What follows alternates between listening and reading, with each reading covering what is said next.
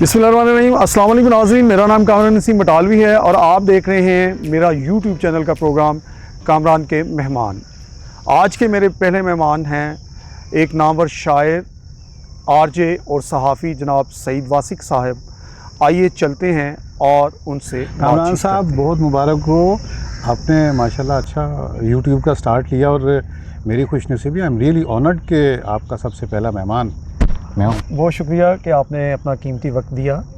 अच्छा, ये बताएं कि आपने शायरी वारी का आगाज़ कब किया? ये वायरी तो नहीं है, शायरी तो बस ऐसे ही जैसे स्कूल डेज़ में और बच्चों की नज़में लिखने से उसके बाद एक सिलसिला शुरू हुआ और बाकी फिर यह कि सिलसिला चलता रहा। फिर कभी प्यार के दीप जलाए, कभी कुछ सारा सिलसिला। अच्छा जी। अच्छा, हम अपनी गुफ्तगू को बाकायदा उसका आगाज़ करने से कबल मैं ये चाहूँगा कि अपनी अदबी तख्लीक़ात में से कुछ जो ना हो जाए, कुछ सुना दें हमें भी। अच्छा, इसका मतलब है आप आते ही आपने अटैक कर दिया। आप चाहते हैं कि पहले शायरी, ठीक है, और बगैर पैसों के हैं। अच्छा, वैसे ये है, अब आप कहेंगे यार तो आपसे शायरी सुन रहे हैं, ऊपर से पैसों की बात कर रहे हैं। लोग तो बंदे ढूंढते हैं। वो मैं आपको गज़ल सुनाता वो हूँ, भी मिन्नतों से। मिन्नतों से। प्यार के दीप जलाने वाले कुछ पागल होते हैं, बहुत अच्छे। अपनी जान से जाने वाले कुछ पागल होते हैं। और हिजर के गहरे ज़ख्म मिले तो मुझको ये एहसास हुआ, पागल को समझाने वाले कुछ पागल होते हैं। और जान से प्यारे लोगों से भी कुछ पर्दा लाजिम है। सारी बात बताने वाले कुछ पागल होते हैं। और ख्वाबों में भी पिया मिलन के सपने देखते रहते हैं। बहुत खूब। नींदों में मुस्काने वाले कुछ पागल होते हैं। हाँ। बहुत अच्छा। और इस झूठी नगरी में कामरान साहब, इस झूठी नगरी में हमने यही हमेशा देखा है, सच्ची बात बताने वाले कुछ पागल होते बहुत हैं। खूब। और प्यार जिन्हें हो जाए उनको चैन भला कब मिल पाता है। शब भर अश्क बहाने वाले कुछ पागल होते हैं। अपनी ज़ात के उजड़े गुलशन से वो प्यार कहाँ करते हैं। औरों को महकाने वाले कुछ पागल। इसका मकता है जी, उसके इश्क में भी के वासिक हमको ये एहसास हुआ, दिल की बात में आने वाले कुछ पागल। बहुत खूब जी, बहुत ज़बरदस्त।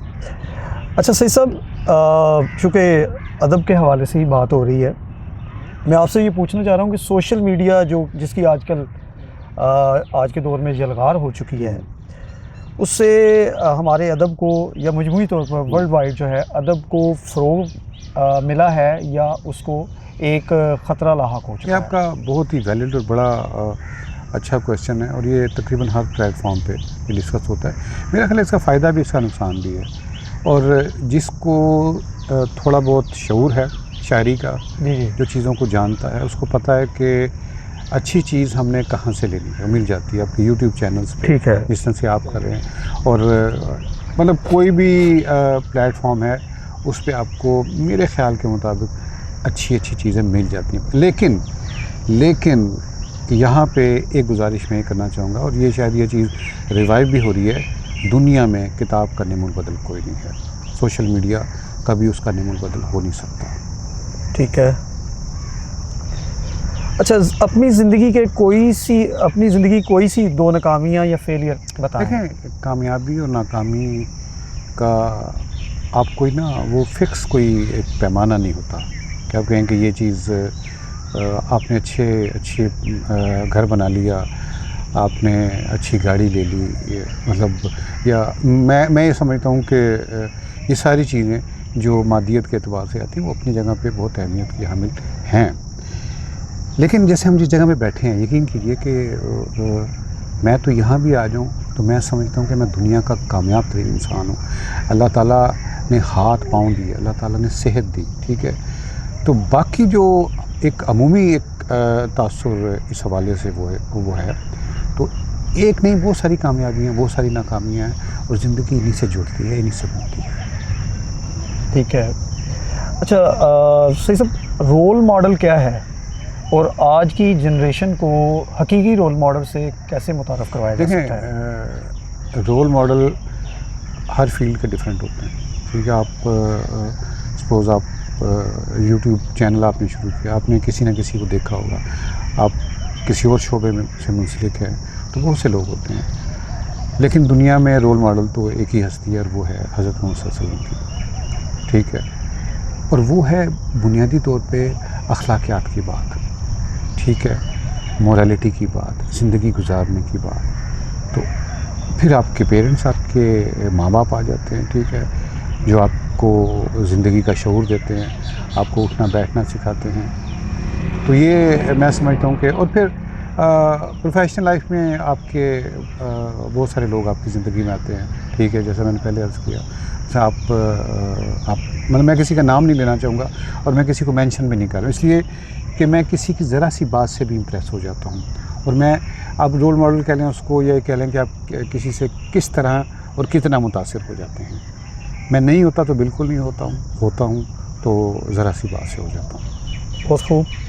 अच्छा, रेडियो शोज़ आपने बहुत किए हैं, इन शोज़ के दौरान कोई ऐसी लाइव कॉल हो जो कि नाकाबिल फरमाश हो? आप देखिए कामरान साहब, देखें कॉल्स का मतलब ये होता है कि क्योंकि ये एक सेगमेंट होता है, उसमें आपको लोगों के लेवल पे आना पड़ता है कि आप किसी से बात कर रहे हैं, वो कोई बहुत पढ़ा लिखा आदमी भी हो सकता है और कोई कम पढ़ा लिखा भी हो सकता है, कोई ऐसा भी हो सकता है जो आपसे महज प्यार करता है और वो आपको कॉल करता है और आपसे हम कलाम होना चाहता है। तो इस तरह की चीज़ें होती रहती हैं। लेकिन यह कि एक बुज़ुर्ग मुझे याद पड़ता है, अनवर खान साहब भी, आई थिंक कि वो 80+ होंगे। तो वो मुझे इतना मतलब पढ़े लिखे नहीं थे बहुत ज़्यादा, लेकिन मुझे उनकी आवाज़ और आई डोंट नो कि अब हयात हैं कि नहीं, ठीक है ना, मतलब बीमार भी होते थे तो वो कहते थे रेडियो मेरी सपोर्ट करता है, मेरा सहारा बनता है और मैं इसके सहारे जिंदा। और बहुत सारे लोग ऐसे होते हैं। अच्छा, तो आप ये नहीं कह सकते कि यानी हर कॉल जो होती है वो आपकी इम्पॉर्टेंट होती है, एक। और दूसरा ये है कि मुख्तलिफ़ तरह के लोगों को आपको उनसे गुफ्तगू करना होती है। जी बहुत खूब। अच्छा, वासिक साहब ये बताएं कि ज़िंदगी में बहुत से लोग जो ना आपके साथ जुड़े होते हैं, उसमें जैसे आप जुड़े हुए हैं। बिल्कुल जी, अल्हम्दुलिल्लाह। आप तो ऐसे जुड़े हुए हैं जैसे ये आपकी मोहब्बत है। हाँ, अच्छा, दोस्त भी होते हैं, हाँ, अजीज़ व कारब भी होते हैं, हाँ। और ऐसे कौन से लोग हैं जिनका आप हम यहाँ पे बताना चाहेंगे जो आपके अप्स एंड डाउन में आपके साथ जुड़े देखिए, रहे? हाँ, ये आपने बड़ा ही क्रिटिकल क्वेश्चन किया है। और राज खोलने नहीं, वाला तो नहीं? राज वाली बात नहीं है। अच्छा। असल में ये ज़िंदगी का सबसे बड़ा सवाल है, कौन मुश्किल में आपके साथ खड़ा होता है और कौन आपको छोड़ जाता है। बड़े बड़े चेहरे मुनकशिफ हो जाते हैं, बिल्कुल ठीक ऐसे है, ही है। और रह जाते हैं या तो आपके माँ बाप। इवन आज के दौर में अगर आप सगे बहन भाइयों को भी, आप उनसे भी कोई करें ना, कोई तवक्को रखें, तो आप बड़े खुश नसीब हैं। आपका इक्का है, आप इत्तेहाद के साथ आप एक घर में रहते हैं, ठीक है। तो ये बड़ी एक मैं समझता हूँ कि बड़ी खुशनसीबी आपकी है। लेकिन यह है कि आप अगर आप अपनी एक निजी ज़िंदगी में आ जाते हैं, तो फिर अगर आपकी अच्छी शरीके सफ़र है, जैसा कि मैं समझता हूँ, तो उससे बड़ा कोई आपका साथ देने वाला नहीं होता। फिर प्रोफेशनल लाइफ में भी, जैसे मैंने पहले बात की है, प्रोफेशनल लाइफ में ये होता है कामरान साहब कि लोग आते हैं और चले जाते हैं और आप पे एहसान भी करते हैं, आप भी करते हैं, मेहरबानी करते हैं, आपके दुख में आपके काम भी आ जाते हैं। और वो आपको ऐन मुमकिन है कि कभी आपको कोई परेशानी लाहक हो जाए, कोई चीज़ हो जाए, ठीक है, तो वो लोग आपको और अच्छा, इसमें कह लीजिए कि डिपेंड करता फिर आपके मेल जोल पे। आप अगर सिंकी हैं, आप बदमिजाज हैं, ठीक है, तो फिर तो कोई आपसे बात करना भी पसंद नहीं करता। लेकिन अगर आप एक अच्छा हल्का अहबाब आपका है, तो आप ज़िंदगी में कभी तन्हा नहीं रहते। तो मैं ये समझता हूँ कि मैं बड़ा खुशनसीब हूँ कि मुझे हमेशा अच्छे दोस्तों का साथ रहा और अच्छे दोस्तों की जो कंपनी है मुझे हासिल रही। अच्छा, सहाफ़त के वाले से ये सवाल है कि अगर आप कंपैरेटिवली देखते हैं, माजी की सहाफ़त बेहतर थी कि मौजूदा सहाफ़त? देखिए, सहाफ़त में पहले पैसा नहीं था, अब पैसा है तो ये बेहतर है। ठीक है, ठीक है। अच्छा, इस तरह से। लेकिन अब एक्चुअली अगर आप अखबार की बात करते हैं, चैनल्स की बात करते हैं, तो एक तरह से थोड़ा सा मामला तशवीशनाक आ जाता है। ये जो ज़बान हम बोल रहे हैं, उर्दू जिसको कहते हैं, जी जी, दुनिया की बहुत ही खुशबूदार ज़बान है। तो लोगों का इससे रिश्ता टूटता जा रहा है, यानी उर्दू से। बात ये नहीं कि उर्दू बोलना और ये एक गुजारा कर लेना, ठीक है, ये नहीं। जो दिल में उतरने वाला एक लबो लहजा है और जो पढ़ने लिखने की जो एक उस वहाँ से, क्योंकि आपका जो अल्फाज का ज़ख़ीरा है वो आपके पढ़ने लिखने से बनता है। आप शायरी पढ़ते हैं, लिटरेचर पढ़ते हैं, ठीक है, और इसमें सिर्फ एंकर्स नहीं आ जाते। अब जिसको देखिए उस जो यूनिवर्सिटी में पढ़ रहा है ना, जी जी, उसकी दिली आरज़ू है कि बस मैं टीवी पे जाऊं, बैठ जाऊं, खबरें पढ़ने को प्रोग्राम करूं, 4-5 सियासतदान बैठे हैं और मैं मारदार करूं और बस लोग दुनिया पे ये एक छा जाऊं वगैरह, ठीक है।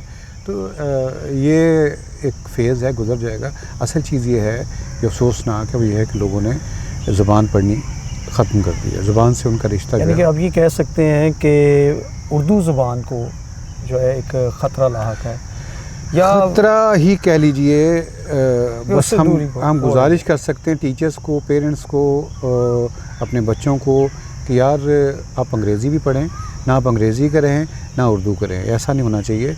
आप पढ़ें, आप ये ना हो कि टीचर आपको, मेरे दोस्त हैं यूनिवर्सिटी में पढ़ाते हैं, तो वो कहते हैं कि मैं उर्दू पढ़ा रहा होता हूँ तो मैं बाद में लफ्ज़ इंग्लिश में बताना पड़ता है।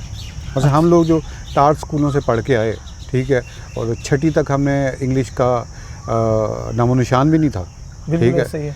तो वो ये था कि वो बड़ा आइडियल सिस्टम था मेरे ख़्याल के मुताबिक। उस वक्त लगता था कि वो कोई बेहतर नहीं है, लेकिन उससे ये हुआ कि हम लोग एक जो ज़बान थी हम उसके उस पे हमारी कमांड हो गई, ठीक है। तो बाकी फिर ये 6ठी में आके इंग्लिश शुरू की, ठीक है। अब उसमें ये हुआ कि अब इंग्लिश पढ़ना बोलना सीखना ये कोई ऐसा कोई मुश्किल काम तो नहीं है। अंग्रेज़ी कुछ भी नहीं है। आप अपनी इलाकाई ज़बानें, अपनी कौमी ज़बान, इन पे फोकस करें। गवर्नमेंट से भी मेरी इल्तमास है, टीचर्स से ख़ास तौर पे, क्योंकि टीचर्स भी आप भी चूँकि थोड़ा बहुत शोबा तालीम से आपका ताल्लुक़ है, तो टीचर्स भी उस सतह के नहीं आ रहे। तो ज़ाहिर है कि जब एक ओवरऑल एक आप माहौल बना होगा और उसमें हर सेगमेंट, हर डिपार्टमेंट है, ठीक है ना। पहले सब कुछ हम उर्दू में पढ़ते थे, ठीक है। अब चीज़ें मतलब मैं ये मेरी दिल कह लीजिए कि एक गुजारिश ये है कि उर्दू पढ़ें। वो जो फिर हम आपके उस सवाल पे वापस आ जाएंगे कि अगर उर्दू नहीं रहेगी तो फिर सहाफ़त कैसी होगी। और वो ये जो हमारे उम्र तक के लोग हैं, ठीक है, इनमें तो अच्छा सबकी उर्दू बहुत अच्छी नहीं होती थी जब हमने भी स्टार्ट किया था। जी जी, मतलब सब शायर अदीब नहीं होते थे, ठीक है। मतलब 80% लोग तो बस अपना क्लैरिकल जॉब करते थे, देवर क्लर्क्स, ठीक है। और फिर बाद में कुछ लोग थे जिनका शेर और अदब के साथ ताल्लुक़ होता था और वही एडिटर बनते थे, वही कॉलम निगार बनते थे। वो अब देखें, अब आप अखबार उठा के कोई भी सरकर्दा अखबार उठा के देख लीजिए तो कोई नया आपको नाम नज़र आता है, कोई आपको कोई असलूब किसी के यहाँ को मिलता है, ठीक है। असलूब की बात छोड़ें, बहुत से ऐसे एंकर्स हैं कि तलफ़ुज़ की अदायगी गलत है, उर्दू तलफ़ुज़ की अदायगी। देखें वही उर्दू, यही बात मैंने की ना, हाँ जी, कि एक आदमी, देखें आप शेर नहीं पढ़ सकते, जी जी, ठीक है, बेहतर अंदाज में जी, तो आप ना पढ़ें। आप की उर्दू तभी ठीक होगी जब आप उर्दू, मैंने वो बात की है जो जिस बात का मैं तो इसको मातम कर रहा हूँ, ये है कि आप उर्दू पढ़ें। आप उर्दू पढ़ेंगे, लिटरेचर पढ़ेंगे, अदब पढ़ेंगे, आप लोगों को सुनेंगे, तो तभी, मैं यकीन कीजिए कि हमारी ट्रेनिंग भी रेडियो सुनने से हुई है, हमारी ट्रेनिंग भी टेलीविज़न देखने से हुई है। क्योंकि टेलीविज़न और रेडियो पे उस वक्त बड़े वो लोग आते थे जो उर्दू जानते हैं। मैं मुस्तनसब से तारण है, लबो लहजा उससे आपको इख्लाफ हो सकता है, नहीं बुखारी हैं, आप लबो लहजे से इख्लाफ हो सकता है, ठीक है। कमल नसीर हैं, आपको मतलब एक उनका वो है, उनमें एक तहज़ीब है उसमें। जब बदतमीज़ी पे आप उतर आएंगे और ज़बान के आप बखिए उधेड़ के रख देंगे तो ये क्या आप कर रहे हैं, कौन सी आप क्या, बस अपना शौक़ है जी, हम ठीक है, पैसे भी मिलते हैं, अच्छा आप जितना लड़ाते हैं, ठीक है, उतने आपको पैसे मिलते हैं, लेकिन यह कि ये यानी कि मजमूई तौर पर जो है वो माजी की सहाफ़त एक रोल मॉडल सहाफ़त थी, आज की सहाफ़त जो है वो एक हम इसको बेहतर कर सकते हैं, बेहतर कर सकते हैं, उन्हें बेहतर करना चाहिए। ठीक है। और पहले ज़बान को भी ठीक करें और फिर अंदर उन लोगों को लाएं। देखें, मैं आपको बता सकता हूँ कि जो टीवी के प्रोड्यूसर्स हैं, जो टीवी के एंकर्स हैं, प्रोड्यूसर्स तक वो किताब नहीं पढ़ते हैं, पढ़ते ही नहीं है बल्कि। ठीक है। अच्छा, फिर हमारी गलतियाँ ठीक करते थे। फ़र्ज़ करें मैं एक टीवी पे प्रोग्राम करता हूँ, मतलब कैमरामैन वो या अखबार में काम करते थे, इवन प्रूफ रीडर, ठीक है, ये क्या लिख दिया, और अच्छा लिखते थे तो वो तारीफ़ करते थे, यार वाह क्या बात है, कमाल कर दिया आपने। तो आज इसका मतलब इस्लाह करने वाला कोई नहीं बचा कोई।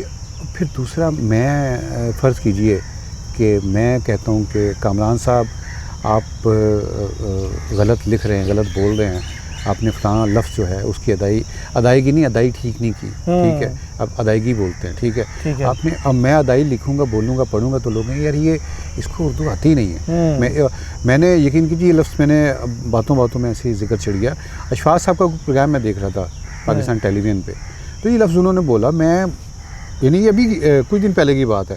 ठीक है, मैं एकदम जो है ना वो रुक गया। मैं अदाई, हम तो सारी ज़िंदगी अदायगी पढ़ते रहे। ठीक है, तो मैं फिर अपना उसके बाद मैंने थोड़ी सी रिसर्च की, तहकीक की अच्छा। कि यार ये अदायगी है या अदाई लफ्ज़ है। अब अदाई मैं लिखूँगा या किसी को कहूँगा तो कहेंगे ये पता नहीं, ये गलत पढ़ रहा है, ये गलत जो है वो एक यानी कि एक वो भेड़ चाल वाली सूरत हाल है। भेड़ चाल नहीं, हम ज़बान पे मेहनत नहीं करते। टीचर्स टीचर्स भी अपने पढ़ाने पे मेहनत नहीं करते। ठीक है।